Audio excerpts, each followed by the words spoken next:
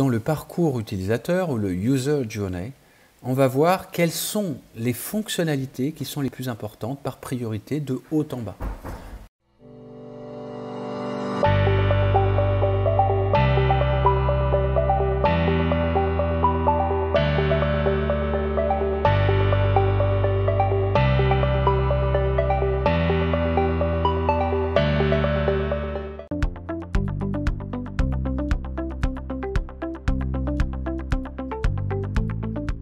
Deuxième outil que nous voyons dans cette partie projet, c'est ce qu'on appelle le parcours client ou le User Journey. C'est-à-dire notre utilisateur, notre client. Quelles vont être les étapes qu'il va vivre? Et l'agilité a vraiment affiné pour comprendre dans le parcours client à quel moment l'utilisateur est en train d'utiliser notre plateforme, notre logiciel, notre service, ou est en train d'expérimenter notre produit. Et quel est quelque part son parcours, sa vie émotionnelle, son ressenti, son expérience par rapport à toutes ces étapes. Ici, je le représente de manière assez simpliste, qui est avant-vente, vente du produit, du service et après-vente. Alors comment ça se passe? On voit ici un exemple sur une plateforme, un canal internet B2B, comme par exemple on va sur Amazon où on va acheter un achat sur Internet. On va d'abord faire en avant-vente des recherches. Et ces recherches, on peut les faire par mots-clés sur Google, par matériel. Imaginons que je veux acheter sur Internet un produit. Ensuite, je vais regarder les détails des différents produits qui me sont proposés. Ça, c'est la phase avant-vente. Donc, je peux le regarder par catégorie de livraison, par photo, par description. Ensuite, je vais passer dans la vente. Donc, je vais sélectionner un panier et dans mon panier, je vais y retourner, je vais modifier mon panier, je vais peut-être l'effacer, je vais peut-être en rajouter, mettre à jour les quantités. Enfin, je vais acheter. Alors, comment est-ce que j'achète? Est-ce que c'est par carte? Est-ce que je peux faire un cadeau? Comment se passe la livraison? Est-ce que je peux mettre de côté en attente?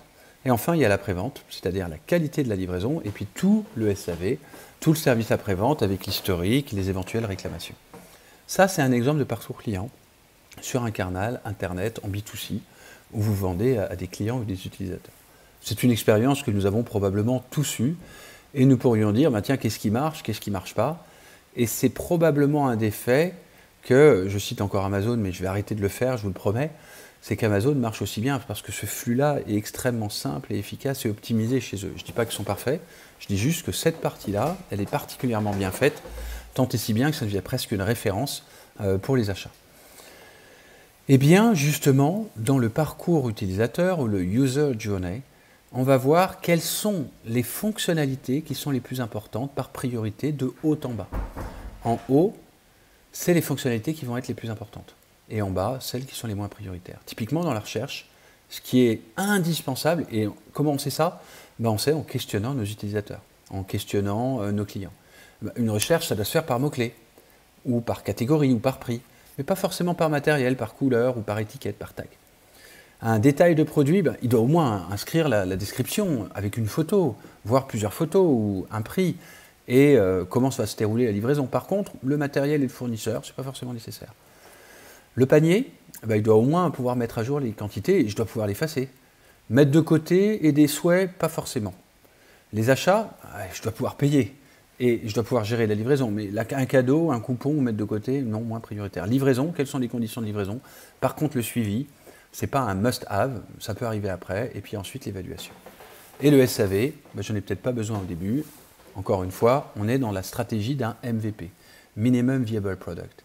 Et vous voyez ici la barre qui limite le rouge nous permet de voir quelles sont les features, les fonctionnalités qui vont être les plus importantes par ordre de priorité du point de vue utilisateur, du point de vue client. C'est là la clé de l'agilité, c'est dans cet exemple de parcours client, d'identifier et de prioriser. Le MVP, c'est ce qui est au-dessus de la limite en rouge. Le reste, on verra après. Et typiquement, je veux sortir un MVP, je dois avoir une plateforme qui répond à ces différents enjeux. Ce qui va nous permettre par la suite de le faire en forme d'itération par sprint et de faire les fonctionnalités les unes derrière les autres. Et quand j'ai toutes ces fonctionnalités, je peux lancer mon premier produit. Voilà des exemples de parcours client en dehors du canal d'acquisition Internet B2C.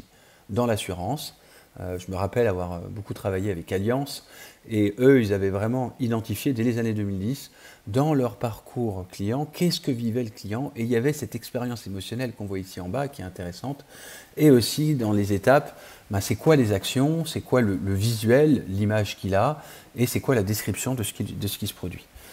Donc, ça se fait sur un canal Internet, ça se fait par rapport à notre client lorsqu'il est sollicité, lorsqu'il vient commander, souscrire une assurance, et puis aussi lorsque, par exemple, il gère ses sinistres, ou alors lorsqu'il veut changer d'assureur. Idem au niveau de la banque. Alors, les banques et assurances ont énormément travaillé ce sujet, donc on a énormément de feedback, et là, je vous donne des références que vous pouvez trouver. Vous tapez Customer Journey, parcours client, et vous avez plein de visuels qui ressortent. Je cite les exemples ici. Ce qui est intéressant dans celui-là, celui de la banque, c'est qu'on voit les différents canaux, Internet, applications, lien avec le conseiller, et c'est quoi les différentes fonctionnalités et comment on pourrait le faire d'un côté ou de l'autre et les combiner. Enfin, un exemple dans le transport. J'ai travaillé avec la SNCF, je travaille encore avec la RATP, et c'est vraiment un focus qui est de plus en plus grand. On n'est pas juste un transporteur, on veut s'intéresser à ce que vit le client, à ce que vit le voyageur. Eh bien, c'est exactement la même chose. Comment est-ce que déjà on market le transport, que ce soit des transports en commun, ou que ce soit des transports en bus ou en avion, quelle que soit la typologie de transport, c'est quoi le marketing? C'est quoi les différentes étapes? Ensuite, c'est quoi la vente? Comment se déroule le parcours de vente du point de vue de l'utilisateur, du voyageur, du client? C'est quoi l'expérience du voyageur qu'on voit ici en violet? Ce qui est intéressant, c'est qu'on ne s'arrête pas juste à l'expérience en fait voyageur. L'expérience voyageur, c'est pas juste être dans les transports. C'est aussi la manière dont en amont, je suis informé finalement des différents types de transports, et ça me paraît simple et intuitif. On voit par exemple Captain Train, qui dans les années, il y a 3-4 ans, avait un peu pris d'avance la SNCF sur son application, parce que l'application Captain Train, elle était hyper intuitive. Et Oui SNCF, qui ne s'appelait pas, je crois, Oui SNCF à l'époque, était plus lourd à gérer pour identifier son billet de train. Aujourd'hui, Oui SNCF, de ma perception en tout cas, a plutôt rattrapé son retard et a développé aussi une plateforme qui est efficace. Et c'était la plateforme en termes d'excellence marketing et aussi d'excellence commerciale. Comment est-ce que j'achète mon billet de train? Comment est-ce que j'achète mon billet d'avion? On voit par exemple Google aujourd'hui, vous pouvez réserver vos billets d'avion via Google. Donc ils se mettent en intermédiaire au-dessus. Ils viennent un peu piocher sur cette marge que se font les transporteurs. Puis ensuite, il y a l'enrichissement de la connaissance du client et l'innovation, comment je peux améliorer ça. Réfléchissez à votre parcours client. C'est quoi votre parcours client? Et ici, j'ai un petit secret à vous partager. Vous savez qu'une de mes passions qui vient du Lean et du Lean Six Sigma, c'est le Value Stream Mapping, cette cartographie de processus avec des tâches à valeur ajoutée, non valeur ajoutée. Valeur ajoutée, c'est quand le client est prêt à payer pour, et non valeur ajoutée quand le client n'est pas à payer pour, donc en rouge, et puis en orange, les cartes à valeur ajoutée requises. Et le Lean, il fait quoi en fait? Il prend les étapes du processus, les étapes du parcours client, pourrait-on dire, et il va regarder la valeur ajoutée en délai, en qualité, en productivité, il va regarder les dysfonctionnements, les irritants. L'Agile fait exactement la même chose, sauf qu'il ne regarde pas forcément les délais, la qualité, il regarde les fonctionnalités, les features. Quand vous revenez sur le parcours client que j'ai présenté avant, le premier, là sur l'Internet B2C, qu'est-ce qu'on retrouve? On retrouve les différentes étapes d'avant-vente, de vente, d'après-vente. Et dans chacune des étapes, on va identifier la priorisation de la fonctionnalité, donc du développement logiciel, en fonction de la valeur, de la priorité du point de vue de l'utilisateur final. Donc c'est une forme de value stream mapping, orienté feature et priorisation des features par rapport à ce qu'elle apporte comme expérience client, comme usabilité, on pourrait dire, utilisabilité du point de vue de l'utilisateur. On garde le même esprit. C'est juste qu'on est plus orienté dev, on est plus orienté fonctionnalité, ce qui est peut-être surprenant pour nous, mais en fait c'est le même principe. Quelle est la fonctionnalité? Qu'est-ce qu'elle apporte? Donc ce n'est pas absolument révolutionnaire, absolument nouveau. C'est juste, on cartographie les différentes étapes, plutôt macroscopiques, des étapes du point de vue de l'utilisateur et du client final, et en vertical, on regarde et on va prioriser quelles sont les fonctionnalités. D'où l'exercice maintenant pour vous. Par rapport à votre produit, par rapport à votre service, par rapport à votre application, votre logiciel, ou un mixte de l'ensemble, c'est quoi le client, l'utilisateur de votre application, de votre logiciel, de votre service, de votre produit? C'est quoi votre canal d'acquisition? C'est quoi son parcours client? C'est quoi la combinaison des produits et des services, voire des applications intangibles qu'il va utiliser? On le voit ici avec un exemple extrêmement synthétique sur le parcours client Accor. On voit qu'on part, tiens c'est étonnant, on part de rêver. en termes de périmètre, on se dirait, ben, Accor, c'est pas son périmètre. Son périmètre, c'est juste, on va sélectionner en fait, les types d'hébergement ou de voyage simples. Non, non, non. Ça démarre bien par rêver. Et quand vous allez sur un site internet d'un office de tourisme ou d'un tour opérateur, c'est ce que vous voyez. Vous voyez avant tout des images d'îles, de plages, de pays étrangers pour vous faire rêver. Donc la première expérience utilisateur, c'est pas celle d'avoir une liste de recherche avec des mots-clés. C'est d'abord de proposer le rêve.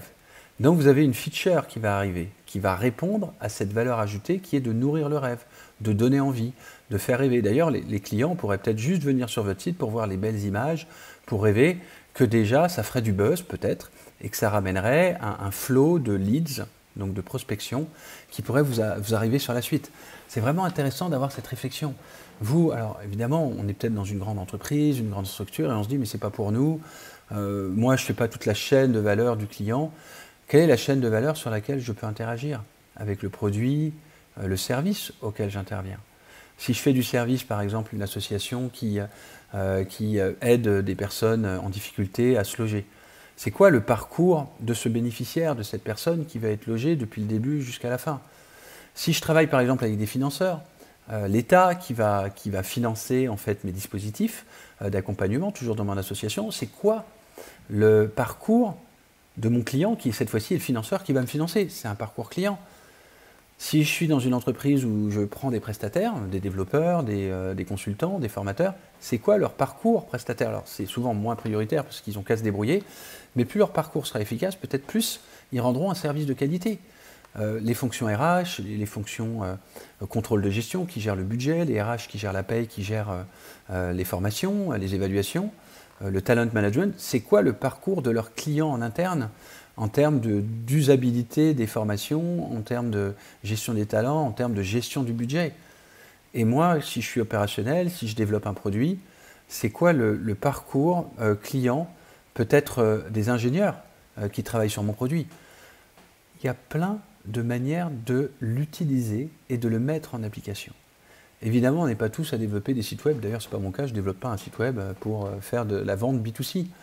Par contre, je regarde c'est quoi le parcours des utilisateurs, par exemple, de mes webinaires, des formations, des services, des livres que je promeux. C'est quoi le parcours d'un chef de projet ou d'un pilote Lean Six Sigma, d'un expert Lean, d'un référent agile? C'est quoi le parcours d'un dirigeant qui va suivre une formation, un coaching? Tiens, comment il va expérimenter? Et si j'étais, et si je me projette quand j'étais opérationnel, il y a 10 ans, 15 ans chez General Electric, tiens, c'est quoi le parcours de mon manager?